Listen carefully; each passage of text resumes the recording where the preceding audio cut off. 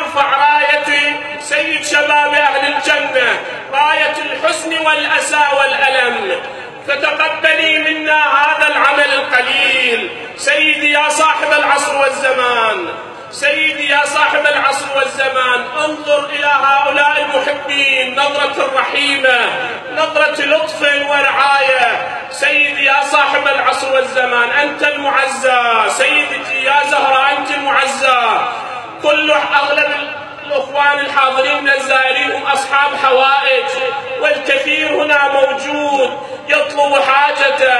إلهي نقسم عليك بسيد شباب أهل الجنة، بكريم أهل البيت، بهذه العلوية الطاهرة، أن تقضي حاجة كل محتاج، وأن تشفي كل مريض، وأن لا تخرج